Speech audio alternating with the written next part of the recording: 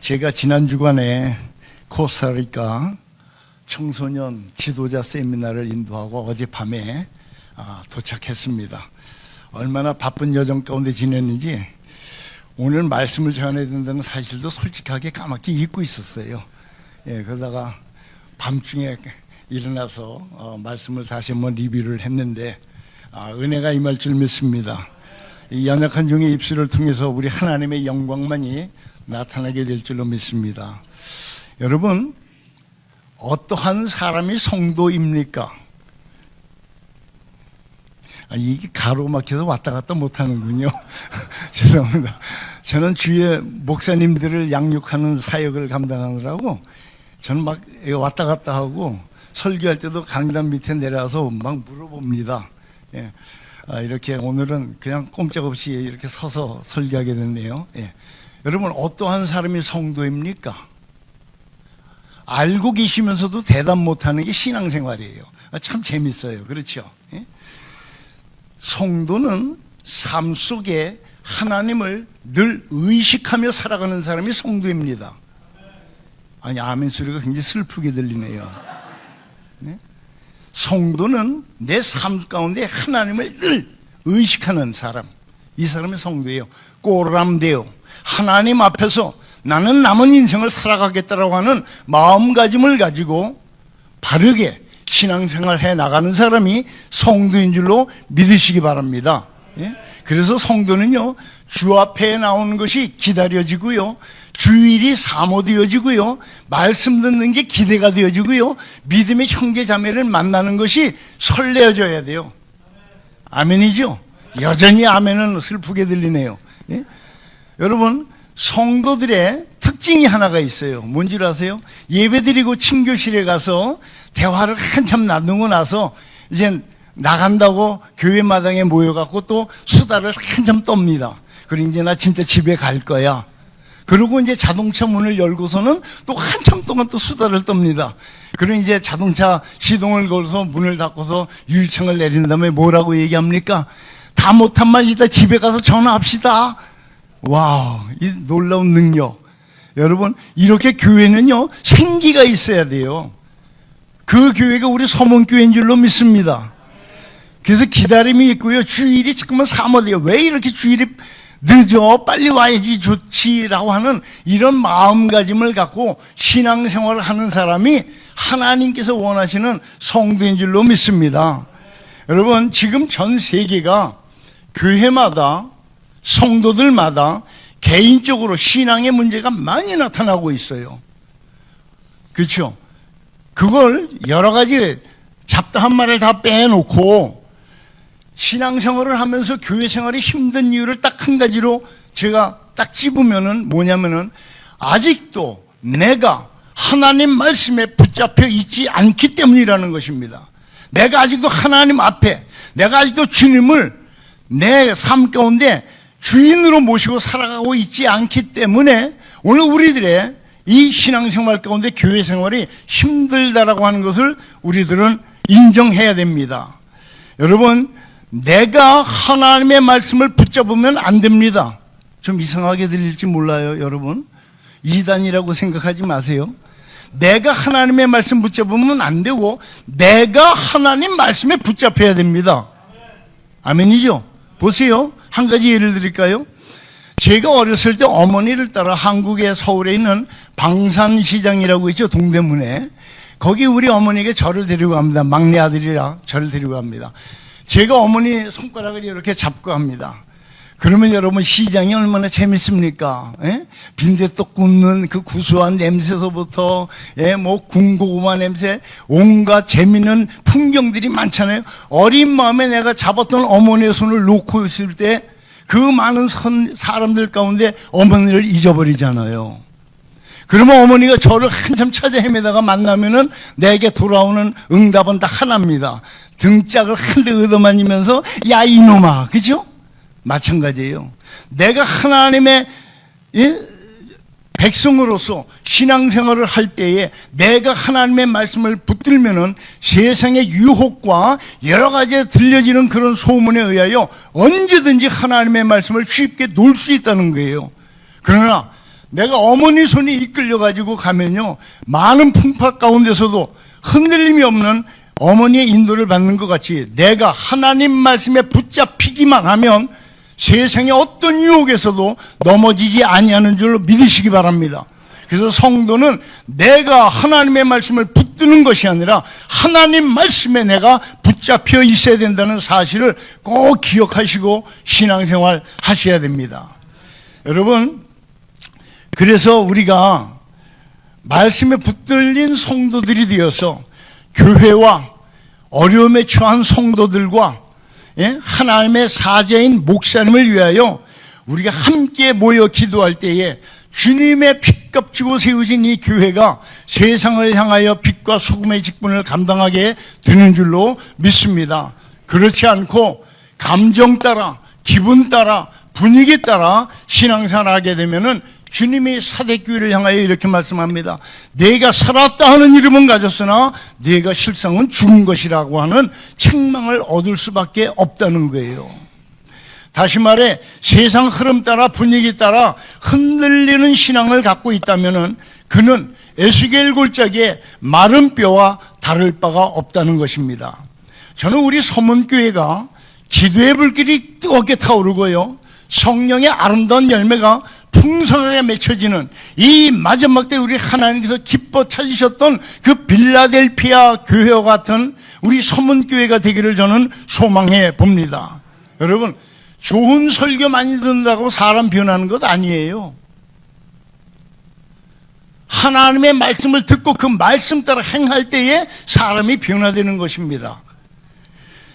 왜냐하면 참된 믿음의 사람은 하나님의 말씀 따라 살아가는 사람이기 때문에 그런 거예요.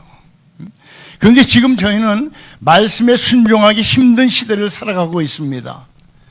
왜냐하면 온갖 매스컴으로 인해 거짓 정보와 거짓 뉴스가 넘쳐나는 우리 시대를 살면서 사고가, 생각이 사라져 거짓인지 진실인지 분별하지 못하고 인간의 존엄성을 잊어버린 이 암울한 시대 속에 진리보다도 말초신경을 자극하는 세상 쾌락을 위하여 살아가는 사람들이 너무나 많기 때문에 그렇습니다. 그래서 오늘 이 본문은 인간의 소망이 완전히 끊겨진 곳에서 하나님의 말씀의 현실로 삶 가운데 나타나고 있는 모습을 우리에게 분명하게 지금 보여주고 계신 것입니다. 1절로 2절 말씀을 보시기 바랍니다. 하나님이 없는 그 이방인처럼 살아가는 이스라엘 백성들의 종합적인 그 모습을 지금 골짜기에 마른 뼈로 지금 에스겔에게 환상으로 보여지고 있습니다. 그리고 11절에 가서 봤더니 마른 뼈가 살아서 움직이기는 하는데 소망이 없는 이스라엘 족속이라고 지금 주님이 말씀하고 계신 것을 우리가 찾아보게 돼요. 이스라엘 민족은 열방 중에 하나님의 영광을 드러내야 될 그런 백성들이었지만 그들은 이방인들보다 더 악한 죄에 빠져서 하나님을 떠나 살았습니다. 영적으로 죽은 삶을 살아가고 있었다는 거예요. 교회를 다니고 예수를 믿는다고 말은 하지만 구원의 확신이 없었고 천국에 대한 소망도 없이 흙으로 돌아갈 육신의 치장만을 위하여 삶을 살아가고 있었던 이스라엘 족속의 그 모습이 지금 이 마른 뼈의 모습으로 우리에게 보여지고 있는 것입니다. 그래서 저는 오늘 이 본문 말씀이 하나님께서 보내신 선지자들의 외침도 버린 그들의 모습이 지금 이때를 살아가고 있는 우리들의 모습인 것을 깨닫고 하나님께로 돌아오라는 당신의 마음을 오늘 이 본장을 통해서 우리에게 분명히 말씀해 주고 계신 것이라고 저는 생각을 해 봅니다. 자, 그러면은요,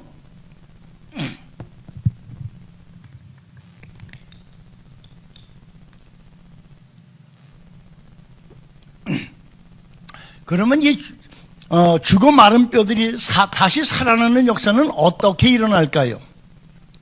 첫 번째로 1절로 14절에 있는 전체의 말씀의 제목을 저는 이렇게 정해봤습니다. 하나님이 하시면 됩니다. 아멘이죠? 여러분, 공관복음에 보면은 이런 말씀이 다 기록되어 있죠. 사람으로서는 할 수 없으되 하나님으로서는 다 하실 수 있느니라. 하나님께는 불가능이 없으신 분입니다. 그래서 그분이 전능하신 분이에요. 예? 하나님이 하시면 되는 줄로 믿습니다. 하나님께는 불가능이 없습니다. 11절에 이 마른 뼈로 상징되는 이스라엘 민족에게 지금 회생의 기미가 전혀 보이지 않듯이 오늘 우리들의 삶도 이렇지 않은가요?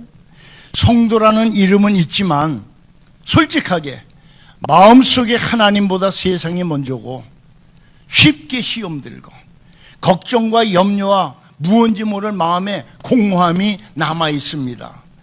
제가 예전에 선교지에 현지 원주민들의 성도들을 보면은 너무 속이 안타까웠어요. 이들은 소망도 없었고요.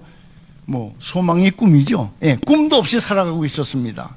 대부분이 커피 농장에서 일을 하고 굉장히 경사진 산비탈에서 옥수수를 재배하며 살아가고 여자들은 남의 집에 파출부로 일들을 많이 하던 그런 때였었습니다. 그리고 국가적으로는 강도와 살인과 인질과 강간과 도둑이 얼마나 만연한지 삶 가운데 삶 그 자체가 매일매일이 불안이었었습니다. 오늘 내가 생명을 유지하고 있다는 것 하나만도 감사했었던 그때였었습니다. 그래서 그런지 지금도 현지인들은요 365일 매일 모여서 예배드립니다. 매일 예배드려요. 어제도 우리 코스타리카에서 아침 예배를 드렸는데 저녁 예배까지 또 드리잖아요. 예? 여러분 매일 예배예요. 왜 그런지 아세요? 삶 가운데 그 불안, 삶의 그 스트레스를 해소할 수 있는 방법은 교회에 나와 모여서 찬송하고 기도하고 말씀 듣는 것이 유일한 소망이었기 때문에 그렇습니다. 그래서 열심히 찬송하고 기도하고 방방 뛰고 4시간 5시간씩 예배를 드리고 돌아가는 가지만 집에 가서 봤더니 뭐라 이제 정신 차려야지. 내일의 삶의 모습이 이게 아닌데 또 낙심 가운데 빠져있는 그들의 모습을 보면서 제 마음 가운데 얼마나 안타까웠는지 참 많이 울었습니다. 그래서 하나님께 기도했습니다. 하나님 어떻게 하면 이들을 일깨울 수가 있습니까? 하나님 저를 좀 도와주세요 라고 아버지 앞에 그렇게 기도를 했을 때에 하나님께서 성령님의 감동하심으로 제게 지혜를 주셨는데 이들에게 말씀 공부를 시작하라고 하는 그런 감동을 주셔서 이들에게 야단도 하고요 욕도 해가면서 말씀 훈련을 시작한 지 3년에서 4년이 지나니까요 이들이 하나님의 말씀에 맛을 경험하기 시작한 거예요. 이 말씀이 바로 살아계신 예수 그리스도구나. 이 말씀이 바로 이 시대에 나를 향한 주의 그 뜻이 담겨지는 생명의 말씀이구나를 이들이 맛을 알자 삶이 변하기 시작한 거예요. 그들의 삶이 변하니까요 가정이 변하고 지역사회가 변하는 거예요. 그걸 저는 지금도 보고 있습니다. 그리고 지금도 새 교우들이 들어오면은 그들 스스로가 인도자가 되어서 그룹으로 그들에게 말씀 공부를 하면서 1:1 제자 양육을 통해서 그들을 또 거듭나게 하는 그 귀한 사역을 감당하고 있는 것을 저는 지금도 보고 있습니다. 여러분 그렇습니다. 하나님께서는요 마지막까지 소망을 버리지 않는 사람들에게 이렇게 5절과 6절에 말씀하십니다. 너희가 살리라. 10절 말씀을 보세요. 그들이 살아서 일어서는데 극히 큰 군대더라. 죽어 말라버린 뼈에게 하나님의 말씀이 들어가자 막강한 군대로 바뀌었듯이 하나님을 떠나 소망도 없이 살아가는 마른 뼈 같은 인생들에게도 살아계신 하나님의 말씀이 들어만 가면은 그도 변화되는 줄로 믿으시기 바랍니다. 이게 바로 하나님의 능력이에요. 제가 선교지 파송을 받고 선교지로 떠나기 앞서 기도하고 있었습니다. 며칠을 기도해도 응답이 없었어요. 우리 하나님이 참 어떤 때는 얄미워요. 그렇죠? 열심히 기도하고요 금식도 하고 기도했는데 응답 없이 가만히 계시기 때문에 우리가 마음가운데 아픔을 느끼는 것 아닌가요? 열심히 기도했는데 응답이 없어서 어떡하나 걱정하고 있을 그때에 하나님께서 말씀으로 제게 응답을 주셨는데 그게 바로 요한복음 9장 4절 말씀이에요. 어떤 말씀인 줄 아세요? 다들 아마 수없이 성경을 보시면서 지나갔던 말씀이에요. 이런 말씀이에요. 때가 아직 낮음에 나를 보내신 이의 일을 우리가 하여야 하리라. 밤이 오리니 그때는 아무도 일할 수 없습니다. 이 말씀을 제게 각인시켜 주시는 거예요. 얼마나 놀랐는지. 하나님, 이게 46살이 다 돼가면서 이제 선교제 나가는, 참 주님의 도움이 없이는 안 되겠습니다. 주님 저 좀 도와주세요라고 그렇게 또 기도하고 있는데 하나님께서 말씀을 또 주시는 거예요. 요한복음 8장 29절 말씀이었습니다. 나를 보내신 이가 나와 함께 하시도다. 내가 항상 그의 기뻐하는 일을 행함으로 나를 혼자 두지 아니하셨도다. 와우, 이 말씀이면 됐지요. 뭐가 더 필요합니까? 너무 기쁜 나머지 어떻게 짐 쌌는지도 모르고 선교지로 가는 그날 하나님께서 말씀한 곳을 또 주셨어요. 히브리서 6장 14절. 내가 반드시 너를 복주고 복주며 너를 번성케 하고 번성케 하리라. 할렐루야, 아멘. 그렇게 하고 말씀을 받았더니 우리 사랑의 하나님께서 보너스의 말씀을 또 주셨는데 민수기 14장 28절 말씀이에요. 나 여호와의 삶을 가리켜 맹세하노라. 네 말이 내 귀에 들린 대로 행하리니. 와우, 내가 기도하는 것마다 응답하시겠네. 내가 생각하는 것마다 삶 속의 현실로 이루어지겠네. 그러면 됐지요.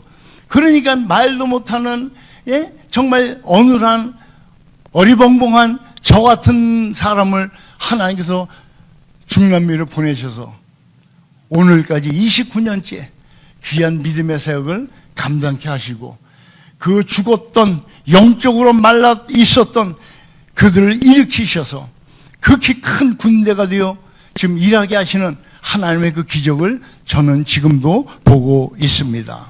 우리 사랑하는 성도 여러분, 우리는 세상 진리라고 부름받은 사람들이 아닙니다. 믿습니까? 구원의 은혜를 베푸신 주님을 사랑함으로 하나님의 소원을 이루어드리기 위하여 부름받은 사명자들임을 알고 우리는 올바르게 신앙생활을 해야 할 줄로 믿습니다. 자, 그러면은 저희를 부르신 하나님의 뜻이 뭐냐는 거예요. 그게 바로 오늘 본문 제목입니다. 바로 영혼 구원인 줄로 믿습니다. 저를 따라 해줄까요? 하나님의 뜻은 영혼 구원이다. 여러분, 하나님을 사랑한다라고 하면서 우리를 향하신 하나님의 뜻, 그분의 심정을 우리가 모른다면은 우리가 주님을 사랑합니다라고 하는 우리의 고백, 우리의 신앙 잘못된 것 아닐까요? 저는 창세기 29장에 야곱의 이야기를 읽고 묵상하다가 하나님 앞에 엄청나게 회개한 적이 있었습니다. 그건 뭐냐면은 이 야곱이 외삼촌 라반의 집에서 7년 동안 목동으로 갖은 고생을 다 했음에도 불구하고 자기가 사랑하던 한 여인 라헬을 얻기 위하여 7년을 수일처럼 여겼다는 대목이었었어요. 여러분, 우리 주님을 이렇게 사랑하고 계십니까?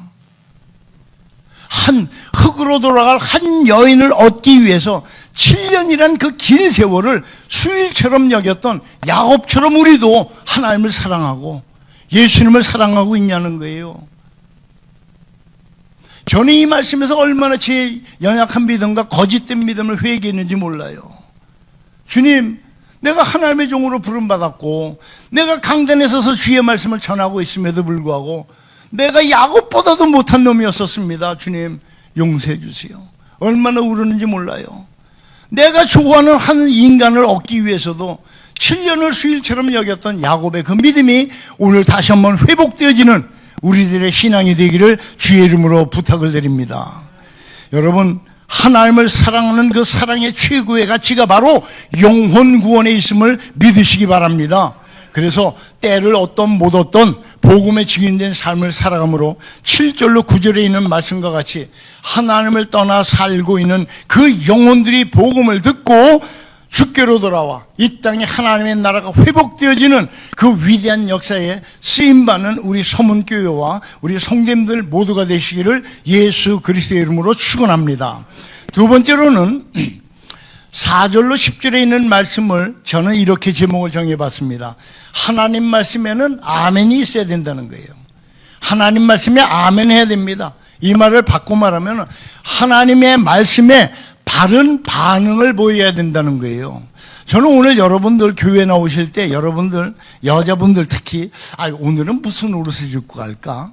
오늘 이 옷에 맞는 구두는 뭔가? 선택에 의하여 나오신 모습이 지금 제 눈에 보여지는 이 모습입니다. 사람은 선택에 의하여 삶을 살고 있죠. 마찬가지예요. 하나님이 하신 그 말씀에 바른 반응이 있어야 된다는 거예요. 신명기서 11장이나 30장이나 예레미야 19장 이런 데를 보면은 주님께서 분명히 말씀하잖아요. 내가 너희 앞에 생명과 화, 저주를 두었으니까 너희가 살기 위하여 생명을 선택하라고 하는 그런 말씀의 메시지를 곳곳에서 주고 계시듯이 오늘 우리는 하나님의 말씀에 신앙인으로서 바른 반응을 보여야 할 줄로 믿으시기 바랍니다. 지금 하나님은 4절, 7절, 9절에 에스겔에게 이렇게 말씀하죠. 너는 이 모든 뼈에 대언하라. 지금 주님이 명령하시는 겁니다. 대언하라고. 그렇습니다. 오늘 우리가 이 세상을 살아가는 성도로서 우리가 해야 될 일이 있다고 하면은 복음을 외치는 일인 줄로 믿으시기 바랍니다. 목사만 강단에서 복음을 외치는 게 아니라, 선교사만 선교지에서 복음을 외치는 게 아니라, 예수 그리스도를 나의 구주와 주님으로 영접한 모든 성도들은 복음을 외쳐야 될 사명을 모두 받았다는 거예요. 여러분, 인간은 절대로 죽은 자를 살려내지 못합니다. 그렇죠? 인간의 생사화복은 주의 손에 달려있기 때문에 그래요. 그래서 죽은 자를 살려내는 것은 하나님의 권한이시지만 영적으로 죽은 자가 살아날 수 있도록 방편을 전하는 것은 오늘 우리들이 해야 될 일이라는 거예요. 이처럼 에스겔은 말도 안 되는 말씀을 믿고 외치자 가죽도 살도 없는 마른 뼈들이 극히 큰 군대가 되어 일어서는 기적을 그가 보았다는 거예요. 제가 2017년도 5월에 코스타리카에서 제2차 세계 선교대회를 가졌습니다. 그때까지 개척한 20여 년 동안에 개척한 그 많은 7개 나라에 60명 정도의 우리 목사님들이 모여서, 그리고 미국에서 간 팀 멤버들 한 100여 명하고 해서 한 650여 명이 일주일 동안 아침부터 밤까지 컨퍼런스를 시작했습니다.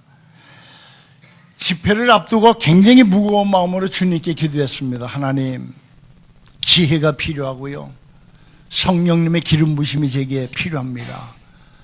주님, 도와주세요. 답답한 마음에 아버지 앞에, 강단 앞에 엎드려 기도하고 있는데 하나님께서 이렇게 제게 응답을 하십니다. 사랑하는 종아, 너에게 필요한 것은 집회 성공도 아니고 목회 성공도 아니고 경비가 아니라 네가 전능하다고 믿고 따르는 내가 너에게 필요할 뿐이다. 이 말씀을 제게 주신 거예요. 이 말씀을 듣고 제가 얼마나 울었는지, 이 말씀을 믿음으로 붙잡고 말이죠, 성령의 인도하심을 사모하며 기도하자 집회 첫날부터 말이죠, 성령의 불이 떨어져 가지고 목양의 현장에서 지쳐있던 주의 종들이 영적인 회복의 은혜를 받아 가지고 서로 부둥켜 안고 서로가 서로를 위하여 기도하면서 축복하는 그 모습을 보고 모였던 모두가 다 울음바다가 된 기억이 지금도 생생합니다. 모든 것이 이를 지어 성취하시는 하나님의 은혜였음을 저는 고백합니다. 그리고 참석한 수많은 그 주의 종들이 하나님의 살아계심을 그 집회를 통하여 경험하고 예수님을 사랑하는 참 제자들로 거듭나 지금도 사역의 현장에서 생명을 담보로 지금도 모든 사역을 감당하고 있는 주의 종들을 저는 지금도 보고 있습니다. 그렇습니다. 여러분, 하나님의 말씀은 이해되어져 믿는 것이 아닙니다. 이해되어져 믿는 것은 학문입니다. 하나님의 말씀에는 오직 뭐만 있어요? 아멘만 있을 뿐입니다. 아멘이 있을 때에 홍해바다도 갈라지고 여리고성도 무너지고 요단강도 갈라지는 줄로 믿으시기 바랍니다. 하나님 말씀에는 아멘이에요. 강단에서 흘러 넘쳐나는 이 말씀에 아멘 할 때에 우리 삶 가운데 놀라운 변화의 역사가 있게 되는 줄로 믿으시기 바랍니다. 이 시대의 사람들은 정치, 경제, 교육, 문화 모든 면에 바라볼 것이 없다고 절망적인 말들을 하고 있지만 그런 말에 유혹되지 마세요. 하나님은 말씀하십니다. 너희가 살리라. 예? 하나님이 하시면 됩니다. 내가 생기로 너희에게 들어가게 하리니 너희가 살리라. 여러분, 아무리 학식과 물질과 명예와 인기가 있어도요, 하나님을 떠난 인생, 복음을 떠난 인생은 에스겔 골짜기에 마른 뼈와 다를 바가 하나도 없다는 거예요. 하나님께서는 이 암울한 시대 속에 예수 없이 살아가는 골짜기 그 많은 마른 뼈 같은 인생들을 살려내기 원하셔서 오늘 저희들을 복음의 증인된 사명을 감당하도록 훈련장으로 서문교회를 선택하시고 오늘 우리를 이 서문교회 안에 성도로서 하나님의 말씀 훈련을 시키고 계신 줄로 믿으시면 아멘 하시기 바랍니다. 그래서 저희가 이 땅에 존재하는 목적이 무엇인가? 오늘 내 나이가 이토록 이같이 되도록 내가 호흡하며 살아가고 있는 그 이유가 무엇인가를 분명히 아시고 우리를 부르신 하나님의 심정을 깨달아 예수 그리스도를 알지 못해 죽음의 길로 달려가고 있는 그 수많은 영혼들을 구하는 일에 앞장서는 우리 서문교회와 저희 모두가 되기를 주님의 이름으로 축원합니다. 세 번째로는 복음의 증인이 되어야 됩니다. 11절로 14절에 있는 말씀입니다. 복음의 증인, 많이 들은 이야기죠. 그런데 여러분, 그 복음의 증인이 어떤 선택받은 사람에게만 있는 것이 아니라는 거예요. 예수 믿는 우리 모두에게, 에스겔에게 하나님께서 대언하라고 하셨던 그 말씀의 그 특권이, 그 사명이 지금 저와 여러분들 모두에게 주어졌다는 것입니다. 이 사실을 믿으셔야 됩니다. 다시 말해 에스겔에게 맡기셨던 말씀 대언의 특권을 우리 모두가 받았다는 분명한 사실을 아시고 주의 명령 따라 복음을 위한 삶을 살아가는 저희가 되어야 합니다. 여러분, 주님이 이렇게 말씀합니다. 너희는 산과 울로 다니며 사람들을 강권하여다가 내 집을 채우라 말씀하셨어요. 너희는 때를 얻든지 못 얻든지 복음을 전파하라 분명히 말씀하셨습니다. 그 주님의 마지막 유언이 뭡니까? 여러분, 우리는 마태복음부터 요한복음까지 사복음서에서만 주님의 유언이 있는 줄 아는데 그게 아니라는 거예요. 요한계시록까지 모든 말씀의 내용을 깊이 있게 생각해 보면요, 모든 것이 다 하나님의 복음 전파에, 말씀 증언에 있음을 우리는 깨닫게 됩니다. 요한복음 17장을 저는 그렇게 생각합니다. 요한복음 17장은 전 인류 가운데 최초의 선교사로 이 땅에 파송을 받은 예수님께서 하나님에게, 성부 아버지에게 지금 레포트를 하는 내용이 요한복음 17장 전체의 내용이에요. 내게 맡겨주신 이들을 내가 어떻게 교육했고 어떻게 이 자리에까지 데리고 왔는데 하나님이여, 이들을 이제 주님께 다시 맡기오니 이들의 삶을 책임져 주시고 이제 이들이 가는 곳곳마다 성령의 불이 붙어 복음이 증거되게 해달라고 하는 예수님의 마지막 레포트가 요한복음 17장에 있다는 것입니다. 사랑하는 성도님들, 우리가 구원받은 성도로서 영혼 구원이 하나님 나라 회복이라는 사실을 알았다면 우리는 생명 없이 죽어가는 저들을 향하여 때를 얻든 못 얻든 천국 복음을 증거해야 하는 줄로 믿으시기 바랍니다. 왜 그렇습니까? 인생은요, 마지막 종착역이 중요하기 때문에 그래요. 지금은 성공했다 할지라도 내가 무슨 큰 회사의 사장이고 회장이고 무슨 CEO가 되었다 할지라도 그 10년 안에 하나님이 없다면, 예수가 없다면 그 인생은 죽은 영혼이기 때문에 그렇습니다. 그런데 내가 마지막에 가서는 안 될 곳에 가서는 안 된다는 거예요. 저는 여러분들에게 이렇게 말씀을 좀 드리고 싶어요. 여러분, 한국 못 가셔도 돼요. 여행 안 가셔도 돼요. 그러나 천국은 꼭 가야 하는 줄로 믿으시기 바랍니다. 확신이 없어요? 네? 확신이 없어요? 여러분, 깡통 차고 구걸할지언정 천국은 무슨 수를 써서도 가야 되는 거예요. 요번에 코스타리카 청년들에게 목요일날 아침에 제가 모아놓고 40여 명 지도자들에게 이렇게, 너희들 왜 예수 믿냐? 왜 천국 가려고 하냐? 그걸 이제 제가 돌아다니면서 아이들에게 마이크를, 그랬더니 그 가운데 어떤 아이가 이런 얘기하네요. 예, 목사님. 그곳에 죽음의 길에서 나를 구원하신 사랑의 주님이 계시기 때문에 내가 천국 가고 싶어 하는 겁니다. 이 말이면 됐지 않아요? 왜 천국 가려고 합니까? 왜요? 뭐 죽음도 없고 소망, 울음도 없고 저 계시록에 있는 그 말씀 때문에 가려고요? No way. 그거 아니에요. 바로 그곳에 내 사랑하는 예수님이 그곳에 계시기 때문에 그 사랑하는 예수님을 만나보려고 우리가 천국 가려고 하는 거 아닌가요? 저는 그렇게 생각합니다. 우리 서문교회 성도님들 모두 이 소망을 갖고 천국 가기를 위하여 복음 전도에 힘쓰시는 귀한 성도님들 되시기를 주의 이름으로 축원합니다. 여러분, 이 하나님께서 은혜로 우리를 구원해 주신 사실을 믿으신다면 저희는 부르셔서 복음 전하는 일을 우리에게 맡기셨다는 사실을 아시고 내가 받은 생명의 복음을 전해야 됩니다. 베케이션 시즌이 되면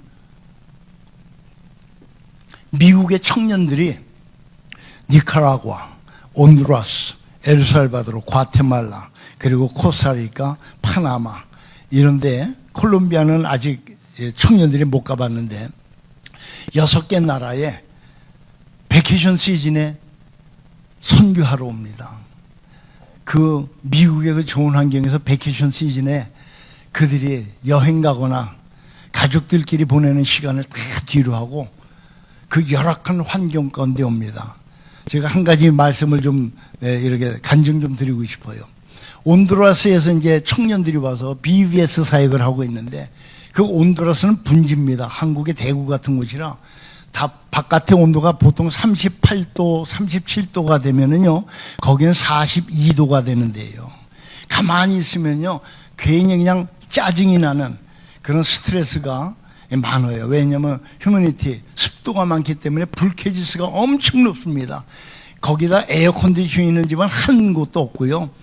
그 뜨거운 바람 불지요, 흙먼지가 나는 데서 이 청년들이 그냥 얼굴이 새까맣고 얼굴이 빨갛게 타가지고 있는 그 상태에서도 말이죠, 기쁨으로 아이들을 끌어안고 복음을 전하고 사랑을 나눕니다.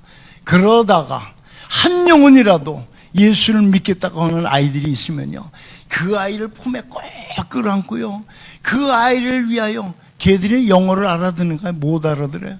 영어로 그냥 그렇게 눈물을 흘려 기도합니다. 그럼 함께 그냥 울면서 일심동체가 돼요. 그 마지막 그 BBS는요, 축제의 자리가 되는 것을 저는 지금도 보고 있습니다. 이 청년들이 이제 그 라스 야베스라고 하는 지역 산악 인디오 마을에서 BBS를 마치고 왔습니다. 저희 집 사람하고 이제 간호사들하고 의료 선교를 감당하고 내려왔는데 저녁 한 6시쯤 됐는데 버스 정류장 터미널 옆에 있는 4층 호텔에 이제 저희가 수속을 했는데, 호텔이라고 그래봐야 그건 이름이 호텔이죠. 그냥 침대도 이렇게 들어놓으면은 땅바닥에 허리가 달 정도로 그냥 푹 꺼지는, 그리고 이제 그 매출에서 바퀴벌레도 나오고 뭐 지네도 나오고 별의별 게 다 나오는 그 지역에서, 예? 우리가 이제 수습을 하고 있는데, 이들이 더우니까 야 먼저 샤워부터 하고 나와서 평가회하고 밥을 먹자 해서 샤워하러 딱 들어갔는데 샤워 중에 물이 단수가 돼버린 거예요.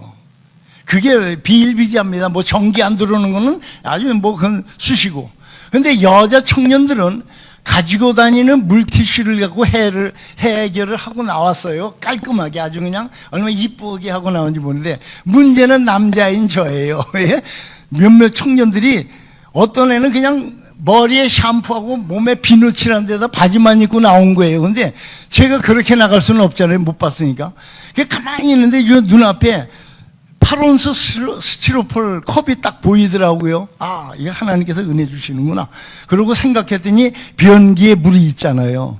그 변기 뚜껑을 열고 그 변기에 있는 물을 이제 가지고 머리를 씻어냈는데 영 찜찜한 거예요. 끈적끈적하고 아직도 다 미끈미끈한 안 빠지고.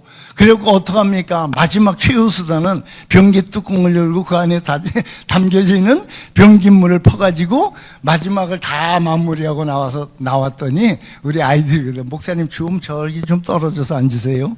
그러더라고요. 예? 뭔 말인 줄 아시죠? 이런 열악한 환경 가운데서 왜 그들이 귀중한 시간을 보냅니까? 저는 그렇게 결론을 내렸어요. 주님께서 너희는 가서 모든 족속으로 제자를 삼아 아버지와 아들과 성령의 이름으로 세례를 주고 내가 너에게 분부한 모든 것을 가리켜 지키기라 했던 주님의 뜻을 바르게 알았기 때문에 놀러 가는 것보다도 한 영혼 구원을 위하여 미국의 좋은 조건과 환경을 다 뒤로 하고 그 열악한 환경 가운데 와서 주의 사랑을 나누고 있는 것이라고 저는 생각을 합니다. 여러분, 너희는 모든 만민에게 복음을 전파하라. 믿고 세례를 받는 자는 구원을 얻을 것이요 믿지 아니하는 자는 정죄를 받으리니 라고 했던 이 말씀의 의미를 알았기 때문에 이 청년들이 열정을 다하여 그냥 자기의 정말 생명을 다해 복음을 전하는 그 모습을 보고 오히려 제가 은혜를 많이 받았습니다. 여러분, 그때 그 아이들을 통해서 하나님의 나라가 그곳에 세워지고 수많은 영혼들이 죽기로 돌아오는 역사가 지금 눈으로 보여지고 있다는 것입니다. 부탁합니다. 이제 저희들은 일어나 복음을 전해야 됩니다. 아유, 나는 말 못해요. 아유, 나는 말 주변이 없어요. 핑계대지 마세요. 여자분들 미장원에 다녀오신 분들 보면요, 아유, 어디서 이렇게 손 봤어 그러면요, 그 미장원에서 돈을 받지도 않으면서도 그 미장원의 홍보대사처럼 말이죠, 그 미장원 자랑하는 모습을 저는 많이 봐왔거든요. 말 못한다고 핑계대지 마십시오. 주님 앞에 가는 그날이요, 전부 다 내가 한 행동에 대하여 전부 우리는 질문을 받을 것입니다. 저는 우리 여러분들이 복음 전하는 일에, 이 생명을 나누는 일에 말 못한다 핑계대지 않기를 바랍니다. 우리가 앞으로 살면 더 얼마나 더 살겠습니까? 이 종말의 때가 지금 눈으로 보여지고 있지 않습니까? 그저께는요, 필리핀의 지진과 일본의 그런 쓰나미 다 떠나서 그저께는 파나마에 홍수가 왔는데 비행장이 잠길 정도로 비가 왔어요. 차들이 다 떠내려가고. 그러면서 그들이 하는 말이 뭔지 아세요? 지구의 종말이 온 줄 알았대요. 30분 동안 비가 내리는데 자동차가 다 떠내려갔어요. 비탈진 곳은. 여러분, 열대성 그 우기 때는요, 비가 한 번 오면요, 그 골목길이 하나의 강이 돼버립니다. 뭐 물건이고 뭐고 다 떠내려가 버려요. 이런 모습을 보면서 정말 주님 오실 때가 가까웠다라고 하는 그 이야기를 우리 목사님들을 통해서 이렇게 보고를 받았는데, 여러분, 복음 전하셔야 돼요. 복음을 전하지 않는다는 것은 이런 말이에요. 복음이 아직도 내 것이 아니기 때문에 그렇습니다. 내가 복음의 기쁨의 맛을 모르기 때문에 그래요. 복음을 경험해 보지 못했다는 말은 무슨 말이냐면요, 솔직하게 내가 아직 예수님을 만나본 적이 없다는 말이에요. 오늘 우리가 이 자리에 의젓하게 나와서 앉아있지만 과연 주님이 이 땅에 공중에 재림하실 때에 과연 얼마나 많은 사람들이 주님 앞에 설 수 있을까? 우리 생각해 봐야 되지 않겠습니까? 신앙생활은 개념이 아닙니다. 신앙생활은 실제가 돼야 됩니다. 예수 믿음은 내 삶의 실제가 되어야 돼요. 기도 생활도 내 삶의 실제가 되어야 돼요. 개념이 되어서는 안 돼요. 예수를 만난 분명한 본어게인, 거듭남의 역사가 내 신앙생활 가운데, 내 인생 여정길 가운데 분명히 해야 된다는 것입니다. 그래야 어떠한 유혹과 어떠한 소문에도 흔들리지 않고 하나님 앞에 바르게 설 수 있는 줄로 믿으시기 바랍니다. 예수는 만나봐야 되는 거예요. 그래서 기독교를 뭐라고 그래요? 체험의 종교라고 그러잖아요. 뭐 수많은 말이죠. 피의 종교, 십자가의 종교, 사랑의 종교, 얼마나 많은 말들이 있는지 몰라요. 그러나 그 가운데서 가장 중요한 것은 체험의 종교라는 거예요. 예수를 만나보지 못하면 안 된다는 거예요. 히브리 말에 야다라고 하는 말이 있습니다. 우리 박준식 목사님께서 내게 30분 동안만 설교해달라고 그랬는데 지금 시간이 어떻게 되는지 저 모르겠네요. 이제 말씀 이제 곧 끝낼 거예요. 히브리 말에 야다라고 하는 말인데, 이 야다라고 하는 이 말의 의미가 뭐냐면 맛을 보아 안다라는 거예요. 맛을 보아 안다. 누가? 우리 집 사람의 아유 김사모 내가 잘 알지. 그거는 겉으로 보아서만 아는 거예요. 아, 성격이 어떻고 어떻게 생겼고, 예? 그래서 아는 거지. 이 히브리어의 야다라고 하는 그 말의 의미는 뭐냐면 맛을 보는 거예요. 이 사람의 성격을 떠나서 이 사람의 성품과 그 내면에 담겨지는 것까지 다 맛을 보한다는 거예요. 수박을 보고 말이죠. 아, 이건 달다. 그게 아니라 깨가지고 그 안에 있는 수박을 우리가 맛볼 때에 그게 야다가 되는 거예요. 예수님을 이렇게 우리는 만나 보아야 되는 것입니다. 예수님을 만나야 됩니다. 아멘. 여전히 아멘 소리가 슬퍼요. 예? 아니에요. 확신 있게 아멘 하셔야 돼요. 확신 있어야 됩니다. 여러분, 천국 가면 3번 놀란다고 그러잖아요. 이 천국에 와서는 안 될 놈이 와 있어서 놀래고 말이죠. 그죠? 예? 그 다음에 내가 천국에 가 있는 거 없대 놀라고 말이죠. 여러분, 죄송합니다. 빨리 끝낼게요. 예? 예? 신앙생활 예수 믿으면요, 내 삶의 실제가 돼야 하는 줄로 믿으시기 바랍니다. 지금도 복음을 위해서 수고하고 있는 우리 선교사님들 참 많이 계십니다. 그 선교사님들은 진짜 열악한 환경 가운데 아플 때에 제대로 치료를 받지 못해서 목숨이 위태로운 경우까지 가는 경우가 참 많고요.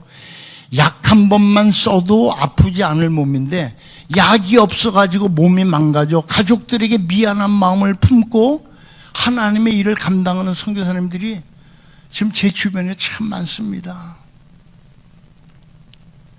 그럼에도 불구하고 선교사님들은 복음을 위하여 열악한 환경 가운데서 죽어가는 영혼을 끌어안고 눈물로 기도하며 그리스도 생명의 복음을 증거하는 일에 앞장서고 있다는 거예요. 부탁합니다. 내가 선교사님들처럼 선교제 나가지 못한다 할지라도 복음을 위하여 수고하시는 선교사님들의 건강과 사역과 자녀들을 위해 예수 그리스도의 사랑으로 꼭 기도해 주시기를 바랍니다. 왜냐하면은 선교사님들에게는요, 물질 이전에 물질보다 더 필요한 게 바로 여러분들의 기도예요. 왜? 제가 선교사 생활을 88년도 그 아마존에 있는 식인종 마을 선교까지 합치니까 6, 7년을 선교했더라고요, 지금까지. 왜 그러냐면요, 선교사들은 여러분들의 사랑의 기도를 먹고 하나님의 일을 하는 사역자들이기 때문에 그렇습니다. 그래서 여러분들 물질 이전에 여러분들의 사랑의 기도가 선교사님들에게 필요한 거예요. 지금 온 세상에 주님의 심판의 징조가 보이고 있어요. 성경 예언의 말씀들이 이루어져 가는 것을 보며 불안해할 것이 아니라 이 자리에 있는 저희가 세상을 향하여 일어나 외쳐야 됩니다. 주께로 돌아오라. 그러면 너희가 살리라. 주께로 돌아오라. 여러분, 에스겔 선지자만 이야기한 것이 아니라 아모스 선지자의 그 외침도 여러분 들어보셨습니까? 4장과 5장에 보면요, 너희는 주를 만날 길을 예비하라. 너희는 주를 만나라고 얼마나 많은 곳곳에서 말씀을 하고 있는지 몰라요. 우리가 지금 이 자리에서 이제 일어나 외쳐야 됩니다. 세상을 향하여 외쳐야 됩니다. 보세요, 사도행전 8장에 보면은 말이죠, 그런 말씀이 있잖아요. 제자들이 성전에 있든지 집에 있든지 날마다 예수는 그리스도라 전하기에 힘썼더라. 또 8장 4절인가에 보면은 이들이 흩어져 예수 복음을 증거했다라고 사도행전은 우리에게 분명히 말씀해주고 계십니다. 사랑하는 성도님들, 조속으로 변하는 불안한 세계 정세를 보면서 우리 앞에 어떤 일이 있게 될지 모르지만 삶 속에 고난과 아픔과 역경이 있다 할지라도 복음에 증인된 사명만큼은 내 생명이 다하는 그날까지 감당하리라고 하는 각오를 가지시고 하나님의 약속의 말씀을 붙잡고 나가는 우리 서문교회 모든 성도님들이 되시기를 예수 그리스도의 이름으로 축원합니다.